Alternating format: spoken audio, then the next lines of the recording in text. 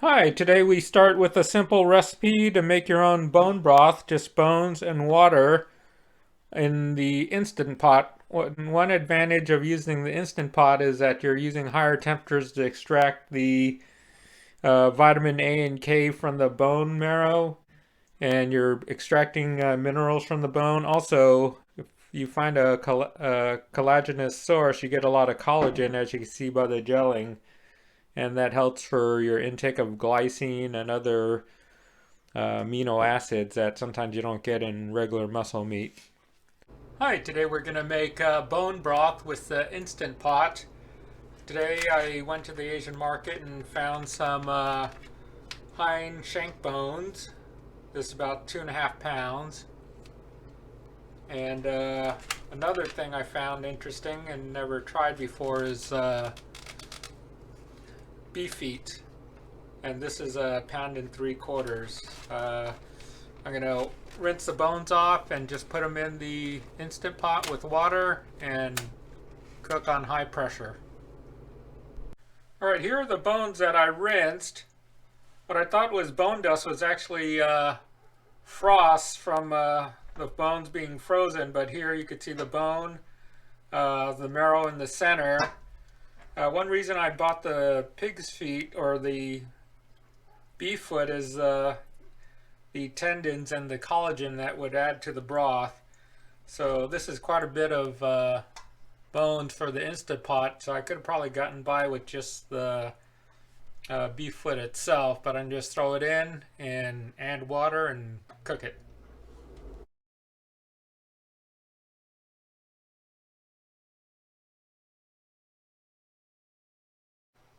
Here are the bones in the Instant Pot.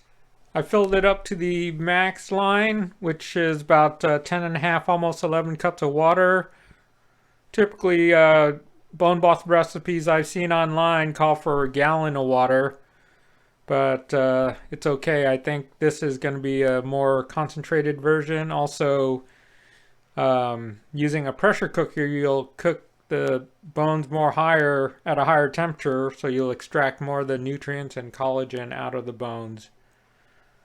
So I'm going to give it a cover and cook this for 4 hours on high pressure. All right, here's the Instant Pot. I have the option to using the pressure cooker option,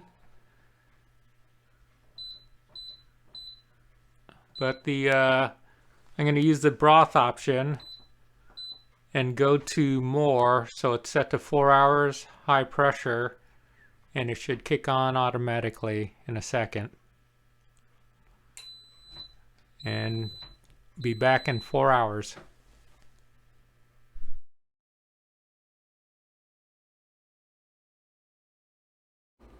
All right, the bone broth has been cooking for 4 hours and it kicked into warm mode for about 35 minutes.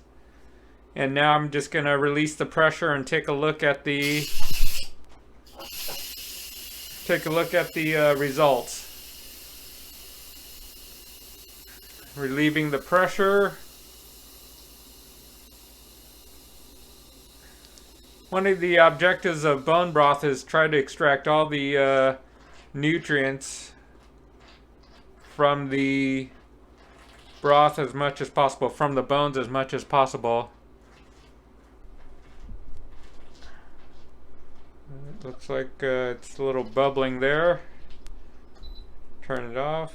Oh, there's the button. It's leaving slowly.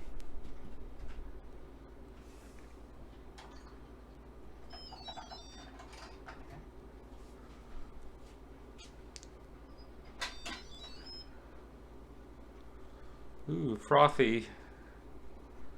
I think that's one of the reasons it tells you to try to not to overfill.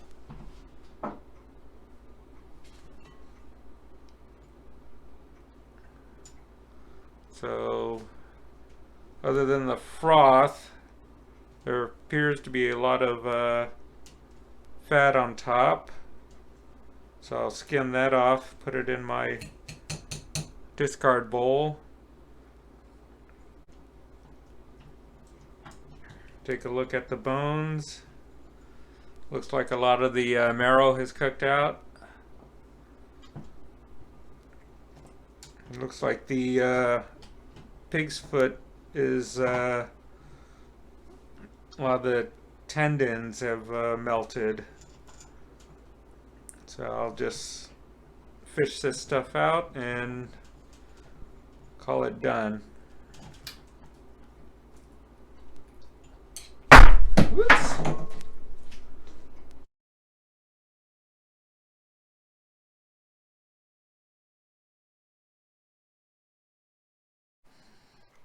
Now that I've fished out the big bones and chunks, I'm going to let it cool and filter off the rest of the remaining floaty bits.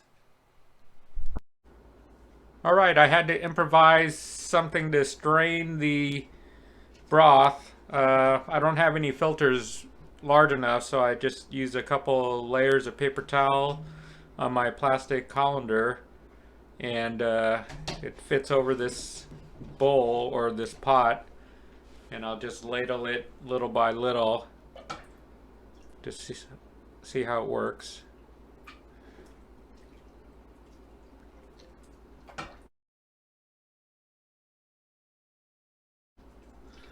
I don't even know if this step is really necessary. It's just all this, all these little bits are probably part of the healthiness of the bone broth, where you have marrow, the fat, and floating bits of minerals from the bones.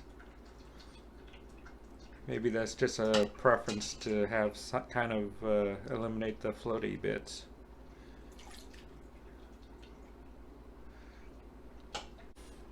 Alright, here are the final results. This is the broth that I filtered out. I kept probably 3 or 4 cups unfiltered just to see if I could taste a difference. One thing I noticed with my little paper towel filter, it seemed to have filtered a lot of the fat, and the fat is remaining here, and it didn't filter through the paper towel, so it's interesting. It might be a good way to degrease a broth or a stock if you have a greasy stock.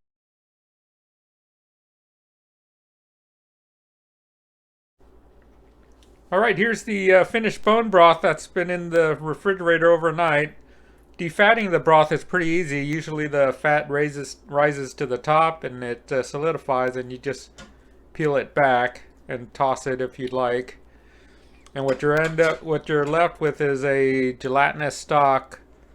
One of the advantages of bone broth is that the cooking process, you're trying to extract the minerals and vitamins from the bone and bone marrow, and the collagen from the beef foot. So collagen is supposed to help with your joints, and the minerals are obvious, and the vitamins A and K help with your developing body.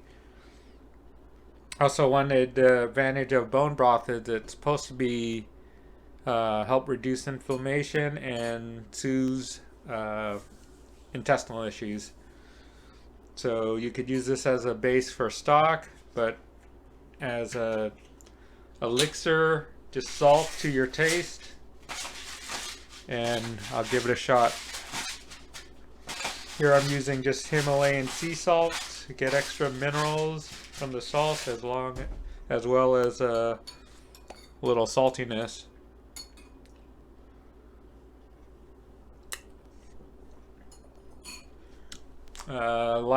Light, beefy flavor, not really heavy, not like a bouillon cube.